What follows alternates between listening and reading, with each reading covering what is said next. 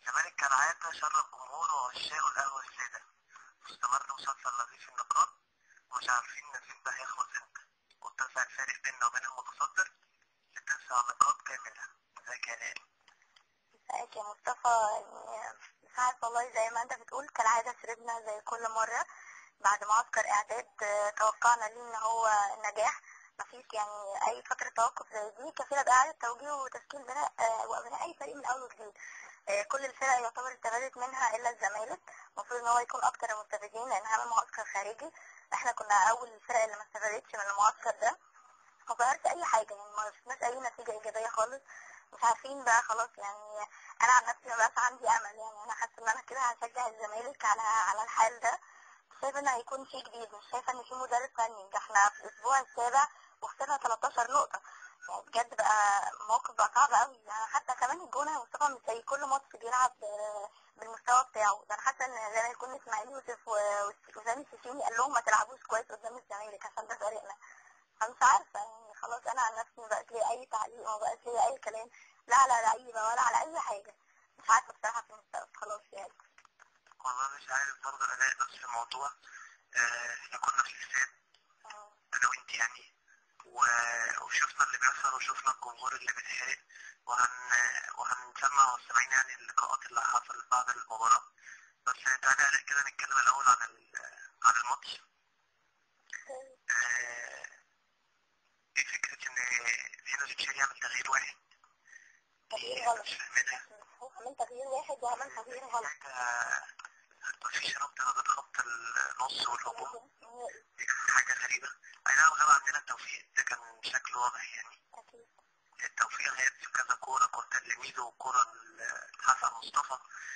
التوفيق غاب، يعني احنا كنا ممكن نكسب الماتش ده، بس هنكسب كده عشان احنا بس ماسكين كورة.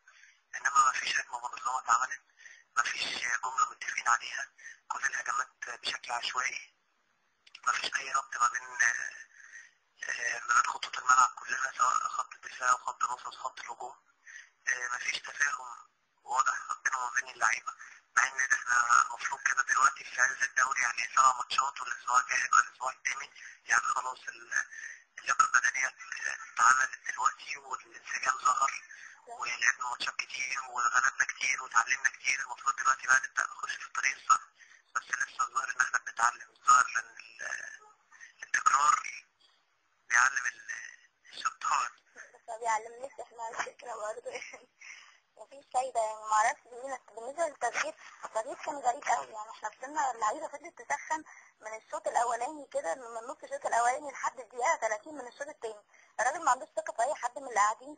طب ننزل بالفرق التالت، طب يخرج لك عبد السيف اللي كان الهجوم كله من ناحية الشمال، مخرج عبد الشافي هو كان مستواه كويس برضه مش وحش، ومنزل ابراهيم صلاح. طب انت اصلا عامل تغيير غلط، وهو تغيير واحد اللي عمله، مش فاهماه يعني هو في ايه. حتى تغيير في المراكز، يعني كان بيلعب حسن مصطفى اللي كان في نص الملعب ساند، وعلى يمينه ابراهيم ايوب اللي بيساند البلاط الافراد بتاعه، بيساند احمد غالب سلطان، وعبد الشافي بيساند صدر رحيل.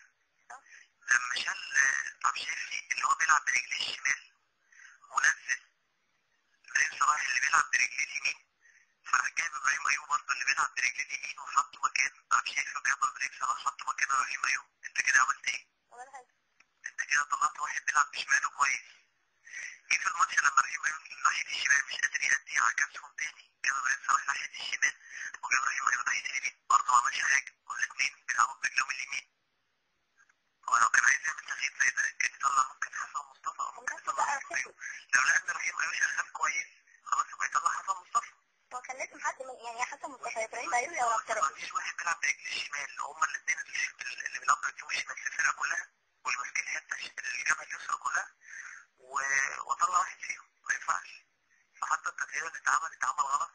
غير كده التغييرين التانيين عندنا 3 شرايط على الدكة، شريف اشرف حسام مسعد واديكو، وما نزلش ولا واحد فيهم. مش عارفة. طب احنا محتاجين فيرود، يعني هو الماتش ده كان محتاج فيرود، لا يعني في ايه؟ مش فاهمة. الكورة ما كانتش ليها اي بيدافعوا خالص، كانوا بيدافعوا غير الجول الجميل اللي دخل فينا. يعني ابداع من عبد الناصر الصراحة، يعني ده نوع من انواع الابداع اللي بيجي من عبد الناصر. رغم ان هو يعني ممكن يقعد في ماتشات كتير يقعد يصد ويجي في الاخر ما فيش، لكن دخل في كورة غريبة يعني. يا عبد المنصف براسك بايدك هتمسك الكورة، يعني مش الجون ده بتهيألي احمد عمان جابه كفاية ده ولا ايه؟ مش عارف. والله جون غريب.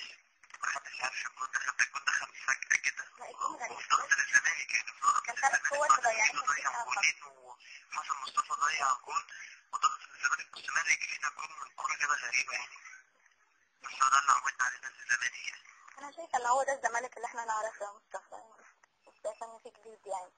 هو ده فريقنا، هو ده الزمالك بكل اللي فيه يعني. انا مش عارفه يعني ايه اللي هيحصل بعد كده، يعني انا ما عنديش توقع ولا عندي تصور لاي حاجه. لا ما فيش، يعني ربنا بقى يرضى عننا ويرضى عن اللعيبه والناس تصفي نيتها زي ما احنا قلنا مليون كل مرة يعني بنقول ربنا يرضى عن اللعيبة، ربنا يرضى عن اللعيبة. ما فيش رضا، لان ما فيش اللعيبه نيتها مش صافيه يعني، مش نافع خالص، خلاص ما فيش امل كده، مفيش امل. الكوره واقفه على الخط ما بتدخلش، ده ايه بقى؟ ويجي فينا جونه في ساعتها على طول خلاص.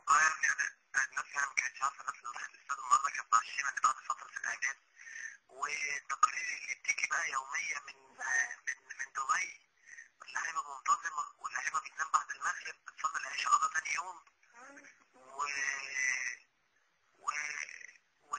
والانسجام والعارفين والتدريبات على فترتين ومش عارف ايه، ويكسب بنياس ويكسب العين والروح عادت ومش عارف الروح ما عادتش، والكلام ده في الاخر يجيبوا ماتش الجونة كأن مفيش حاجة حصلت، كأن ولا سافروا الامارات ولا عملوا معسكر ولا اي حاجة. طبعا انا مش فاهم. امال لو كان الجونه فعلا بيلعب زي ما هو يعني بيلعب فعلا، ده ما كانش بيلعب والله. ده يعني اسماعيل يوسف يعني قبل الماتش وسام سجين بيقولوا ده احنا لولا ضميرنا ولولا الشغلانه واكل العيش ولا ما كناش لعبنا الماتش ده قدام الزمالك. اسماعيل يوسف قاعد على الدكه بيكلموه بعدها بيقولوا له انت ليه قاعد على الدكه في مودرن سبورت، بيكلموه بيقولوا له انت ليه كنت قاعد على الدكه ما شفناكش قمت خالص على الخط. بيقول ما اقدرش اقف قدام الزمالك، يعني انا ما اقدرش ابقى واقف كده واوجه فريق لعيبتي ضد الزمالك يعني. وكانوا بيلعبوه السنه ما فيش وبرضه مش عارفين نكسب. يا نهار ابيض. مش عارف والله اقول لك ايه. هم وصلونا للدرجة دي وحيرونا يعني معاهم الصراحة يعني. دلوقتي امبارح كابتن حازم امام كان طلع في برنامج وقال لك انا بقيت بروح ماتش الزمالك وخايف من النتيجة. وصل لمجلس الإدارة ما عنده ثقة في لعيبته تماما يعني. مش عارفين والله الصراحة ممكن ايه اللي يحصل يعني. ما علينا اللي فات ماشي عليه. وخلص ماتش الانتاج الحربي. هو احنا بنضحك على نفسنا كده، بنضحك على نفسنا.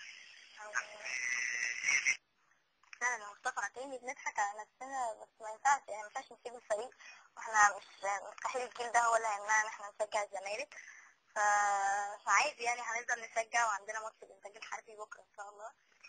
مصطفى عن ماتش الانتاج الحربي، تعالى نشوف ردود افعال جمهور الزمالك من على استاد القاهره بعد التعادل من الجونه. ايه رايك في ماتش الجونه؟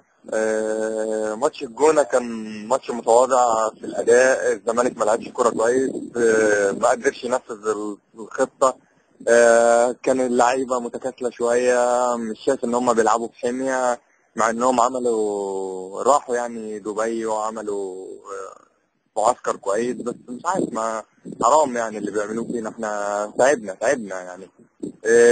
فريق إدارة وجبنا إدارة، لعيبة وجبنا لعيبة، لا يعني مش عارف نعمل ايه، مش عارف. الحكم برضو كان يعني مستواه متواضع، مش هقول لك وحش بس متواضع، ما قدرش يسيطر على الماتش بشكل كويس.